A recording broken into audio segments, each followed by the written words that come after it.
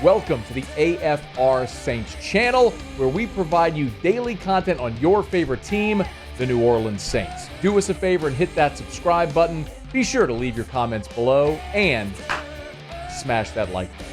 Who dat?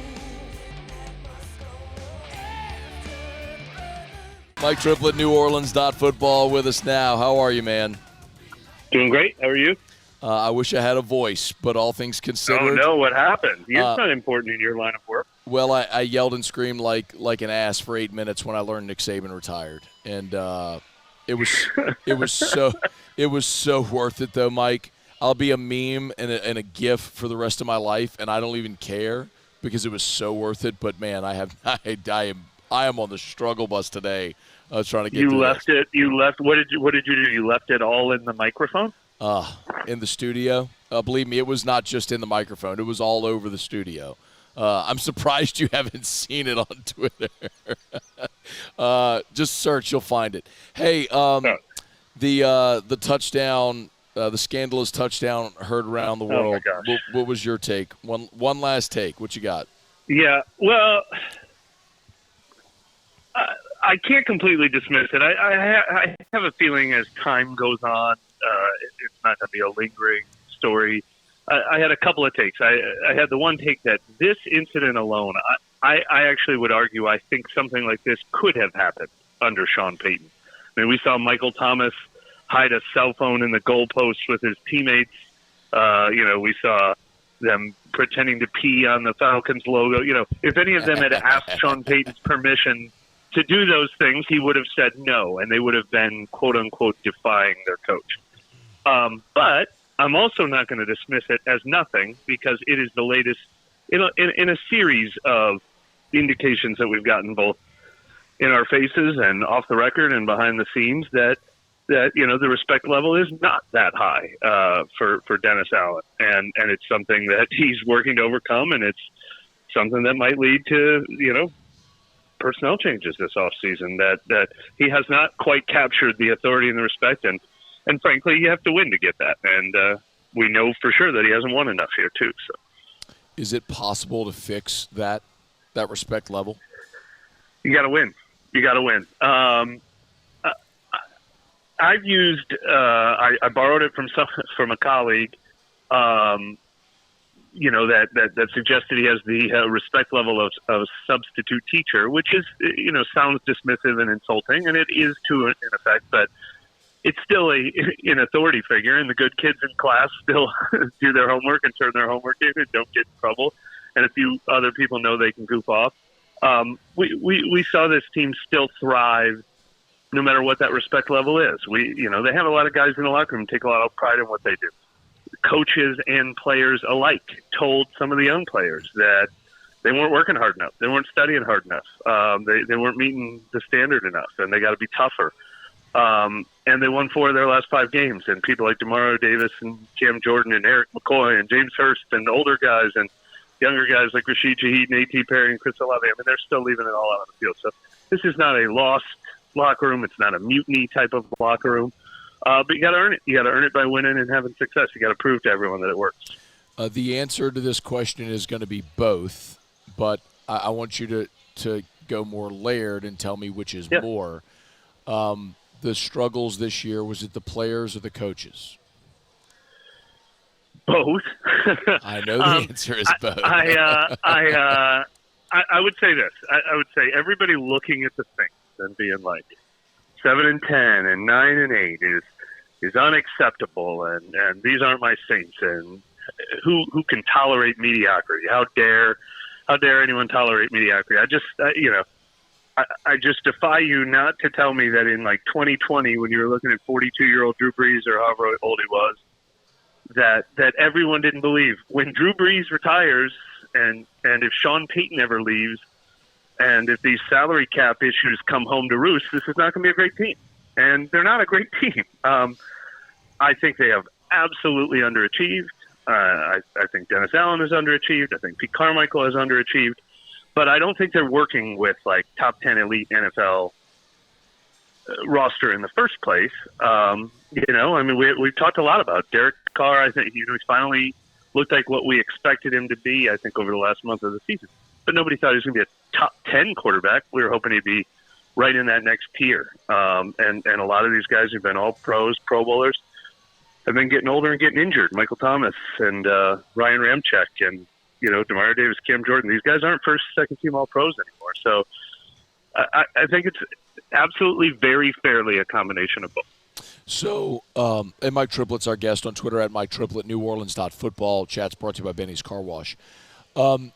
You're 100% right that everyone in 2020 or 2021 could have anticipated the Saints regressing post-Breeze, Peyton, etc. You're 100% right. The question, though, is can this approach, with this regression, can the approach work of continuing to double down with the cap issues and this staff and these people and continuing just to try to run it back? So that's my issue is I think they very clearly outlined a strategy that, in my opinion, won't work. Do you have a different feeling that they can find a way to make this approach work? I think your skepticism is completely fair. And I was more supportive of it in each of the last 2 years. Although I have leaned a little more toward the, after we were about to see Tampa Bay in the playoffs, and Tampa Bay did the let's catch up on the salary cap this year and pay a cheap quarterback in the meantime and see what happens. That's a better way to finish 9-8 than we maximized all our resources and finished 9-8. Yep. So I like that approach better. It's easy to say in hindsight. I thought the Saints' approach each of the last 2 years was going to be good enough to win the NFC South, because I also don't completely tear it down and rebuild when I have Marshawn Lattimore and Cam Jordan and Demario Davis and Tyrann Mathieu and Ryan Ramczyk and Michael Thomas and Alvin Kamara. You were stuck between a rock and a hard place when you probably had the most talented roster in this division. And I like that they picked a direction. I like that they didn't just say, let's be stuck in the middle without a plan. Their plan was, let's go win this thing a couple times. So not winning it these last 2 years is a real shame, because there was a huge opportunity to do so. The other teams stunk or were rebuilding in some form or fashion. And now I think it gets harder, because I think all those guys I just named are now 2 years older than they were 2 years ago. And I think the rest of the division is going to keep getting better. So I think it becomes harder and harder to do that. And the problem will solve itself if they don't replenish this roster with draft picks. They did it. They rebuilt without ever tearing it down because of how great their 2016 and 2017 draft classes were. They haven't drafted that well. So eventually, these staples they're not going to be able to lean on. This team's going to give them no choice if they don't start drafting better. They did win 4 of their last 5.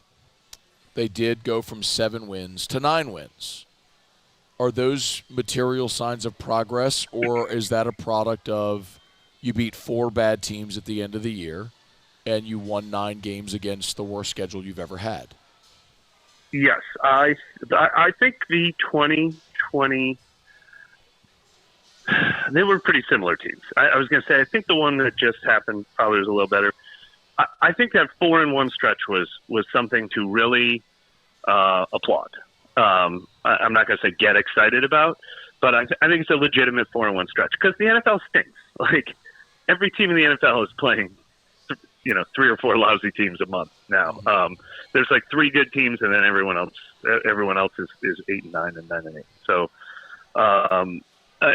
it doesn't bother me that they went 4-1. Like, it wasn't just because of the schedule. They had to beat, they beat the Giants. The Eagles could beat the Giants. They beat, whoever. But at Tampa Bay was a good win.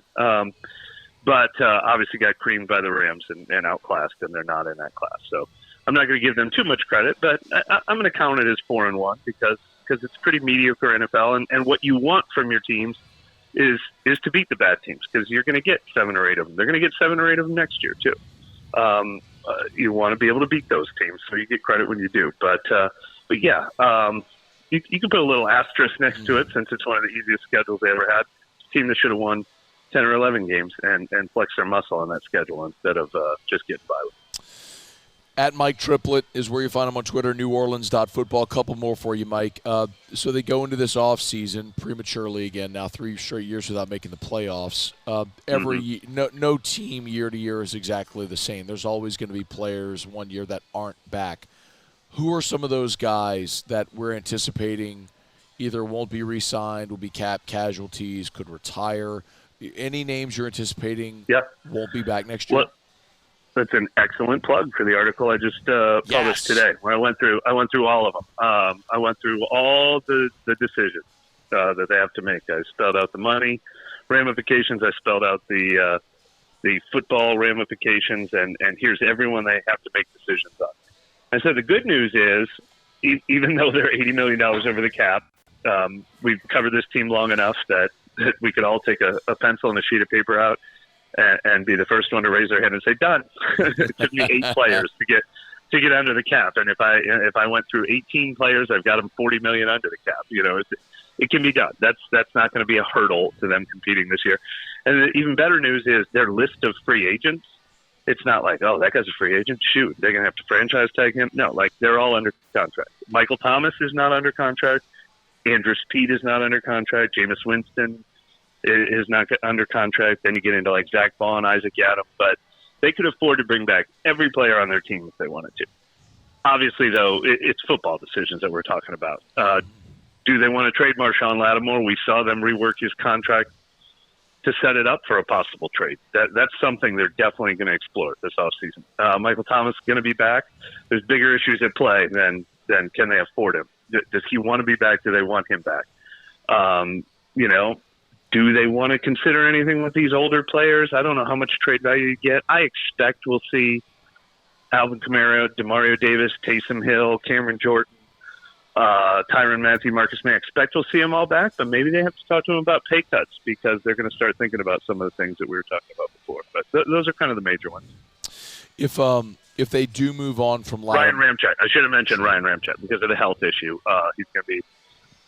They're going to want him back, but they're going to need doctors to assure him that he is going to be able to come back. If they do trade Lattimore, that would be a post-June 1st trade. It would have to be correct because you're talking about a $45 million dead cap hit. Well, it wouldn't be 45. I wrote it. I think it was right around 30. If you trade him, the way they reworked his deal is all the actual money he's due this year becomes the other team's responsibility, his salary, his bonus, everything. So you would only be charged with the previous dead money. I think it's about $30 million. Still a huge hit, but something you could theoretically do. Like I said, I just did the math, and I could get them $30 million under the cap. And then the good news is he would never be on the books again. So instead of like, hey, we've still got to pay this guy for the next 3 years, it would hit you all at once and it would hurt. But post June 1st is how you'd rather set it up, but then he actually cannot go to the new team until after June 1st. So I'm not positive how that would look. Okay. I am just so disgusted at the thought of just eating $30 million and just doing this all. There is also a school of thought that that's what a lot of people want to see the Saints do. He's the only guy that we're talking about that could get you a first-round pick. I mean, Chris Olave could probably get you a first-round pick. You don't want to trade him. He's still cheap on the rise. But, like, if you traded Marshawn Lattimore, I think it would probably be right on that edge, right back to the Jimmy Graham, Brandon Cooks trade. Let's call it the 31st pick in the draft. Get something like that. It's a player you're going to stop paying $20 million a year, so that's money and cap space. You can, that would be a move that signals, hey, we've got our future in mind a little bit too. So something we haven't seen from this team, and I'm going to be very curious to see if they show desire and willingness to think more long term than right now, because when on the field, he's the best player on the team right now. That 31st pick turned into Ryan Ramczyk, so I'd take it at this point. I think if you could, you're more optimistic than I thought. I gave you 2 examples, and you went with Ramczyk instead of Stephon Anthony. So look at you with your rose-colored glasses. I did the math, and I was like, I'm pretty sure that was not the Stephon Anthony first-round pick, so I'll go with Ramczyk. I'll give Jeff Ireland credit for that one. All right, last thing. What are the most glaring needs for this team this offseason? Yeah, I mean, quarterback's in play. I think we were going to talk about it a lot more strongly 5 weeks ago than we are now. Derek Carr really kind of found a nice groove, and maybe health was a big factor. They started talking about that at the end. So I think we feel better about that. But after everything you've been with at the quarterback position, you can't rule it out in this quarterback-heavy draft. But the urgent needs are the offensive and defensive line. It's been that way for a long time. I think you have to add to the defensive line in free agency. I don't think you have time to wait for someone to develop there. I think they need another pass rusher. I don't know if they're paying $20 million for that guy, $8 million for that guy to be part of a rotation.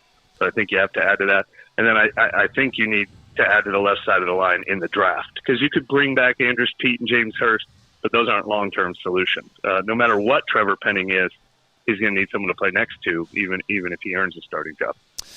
He is Mike Triplett, neworleans.football on Twitter at Mike Triplett, with us all season long on Thursdays, courtesy of Benny's Car Wash, bennyscarwash.com. Hey, Mike, we appreciate your time all season, man. I'm sure I'll bother you again at some point, but I know I and our audience appreciate you, man. Thank you so much for making the time this season. Always happy to join you. Thanks for having me. Hey, thanks so much for watching. Please leave your comments. I love to interact, and be sure to hit the red subscribe button below.